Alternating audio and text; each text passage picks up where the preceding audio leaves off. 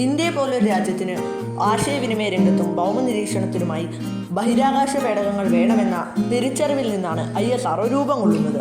1969 August 15-നാണ് ISRO നിലയിൽ വന്നത്. Indian space research organisation എന്നാണ് ISROയുടെ മുഴുവൻ പേര്. ഇന്ത്യൻ ബഹിരാകാശ ശാസ്ത്രത്തിന്റെ പിതാവ് എന്നറിയപ്പെടുന്ന ഡോക്ടർ വിക്രം സാരാഭായായിരുന്നു ISROയുടെ ആദ്യ ചെയർമാൻ. ISRO നിലവിൽ വരുന്നതിന് മുമ്പ് 1963 ഡോക്ടർ വിക്രം സാരാഭായുടെ നേതൃത്വത്തിലുള്ള സംഘമായിരുന്നു ഇന്ത്യയുടെ ആദ്യത്തെ കൃത്രിമോപഗ്രഹമായ ആര്യഭട്ട നിർമ്മിച്ചത്. 1975 ഏപ്രിൽ 19 സോവിയറ്റ് യൂണിയനിൽ നിന്നായിരുന്നു ആര്യഭട്ട വിക്ഷേപിച്ചത്.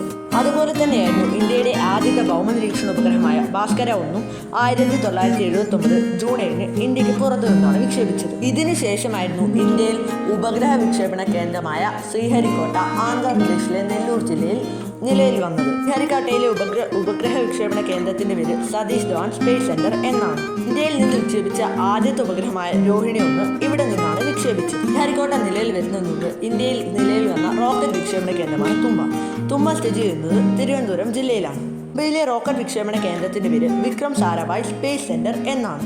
ഇന്ത്യയിൽ നിന്ന് വിക്ഷേപിച്ച ആദ്യത്തെ റോക്കറ്റായ നൈക് അപ്പാച്ചെ 1963 നവംബർ 21 തിരുവനന്തപുരം ജില്ലയിലെ തുമ്പയിൽ നിന്നാണ് വിക്ഷേപിച്ചത്. അപ്പാച്ചയുടെ ഭാഗങ്ങൾ തുമ്പയിലേക്ക് കൊണ്ടുവന്നത് കാളവണ്ടിയിലും സൈക്കിളിലുമെല്ലാമായിരുന്നു. കാരണം അന്ന് ഇന്ത്യ കടുത്ത ദാരിദ്ര്യത്തിലായിരുന്ന സമയമായിരുന്നു. ഇതിനെല്ലാം ശേഷം 2013 നവംബർ 5-ലാണ് ഇന്ത്യയുടെ ചൊവ്വ പര്യവേഷണ ദൗത്യമായ മംഗൾയാൻ അഥവാ മാസ് ഓർബിറ്റർ മിഷൻ ശ്രീഹരിക്കോട്ടയിൽ നിന്ന് വിക്ഷേപിച്ചു.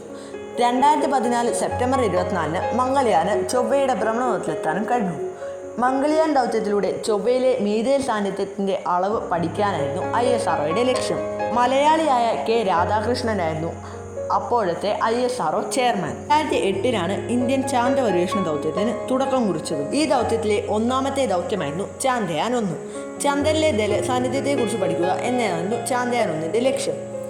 2008 ഒക്ടോബർ 22-ന് ആന്ധ്രാപ്രദേശിലെ ശ്രീഹരിക്കോട്ടയിലെ സതീഷ് ധവാൻ സ്പേസ് സെന്ററിൽ നിന്നും PSLV-C11 എന്ന റോക്കറ്റിലാണ് ചന്ദ്രയാൻ 1 വിക്ഷേപിച്ചത്. ചന്ദ്രയാൻ 1 വിജയമായതോടുകൂടി ചന്ദ്രനിലെത്തുന്ന 4ാമത്തെ രാജ്യം എന്ന റെക്കോർഡും ഇന്ത്യക്ക് സ്വന്തമായി. ഇതിനുശേഷമുള്ള 2ാമത്തെ ചാന്ദ്ര ദൗത്യമാണ് ചന്ദ്രയാൻ 2. എന്നാൽ ചന്ദ്രയാൻ 2 പരാജയമാണ് ഇന്ത്യയുടെ 3ാമത്തെ ചന്ദ്ര ദൗത്യമായ ചന്ദ്രയാൻ 3 വിജയിക്കുകയും ചന്ദ്രന്റെ ദക്ഷിണത്തിലെത്തുന്ന ആദ്യ രാജ്യം എന്ന റെക്കോർഡ് ഇന്ത്യ സ്വന്തമാക്കുകയും ചെയ്തു. ഇനി വരാൻ ഇതിനുശേഷമുള്ള ISROയുടെ അടുത്ത ദൗത്യം എന്ന് പറയുന്നത് ഭാരതീയ അന്തരീക്ഷ സ്റ്റേഷൻ എന്ന പേരിൽ ബഹിരാകാശത്ത് ഇന്ത്യയുടെ പേരിൽ ഒരു ബഹിരാകാശ നിലയം സ്ഥാപിക്കുക എന്നതാണ്. ഇത് 2035 പൂർത്തിയാകുമെന്നാണ് ISRO പ്രതീക്ഷിക്കുന്നത്. ഇതിനുശേഷം ഇനി മനുഷ്യരെ ബഹിരാകാശത്തെത്തിക്കാനുള്ള തയ്യാറെടുപ്പിലാണ് ISRO. അതുപോലെ ബഹിരാകാശ ടൂറിസം 2028 ആരംഭിക്കാനും ഉറപ്പിക്കുന്നുണ്ട്. 6 കോടി രൂപയോളമാണ് ഒരു സീറ്റിന് ISRO വിലയായി വിധിച്ചിരിക്കുന്നത്. ഈ വീഡിയോയിൽ നിന്ന് 1969 ആരംഭിച്ച ഒരു ബഹിരാകാശ ഏജൻസിയുടെ വളർച്ച നിങ്ങൾക്ക് മനസ്സിലാക്കാൻ പറ്റിയെന്ന് ഞാൻ വിചാരിക്കുന്നു.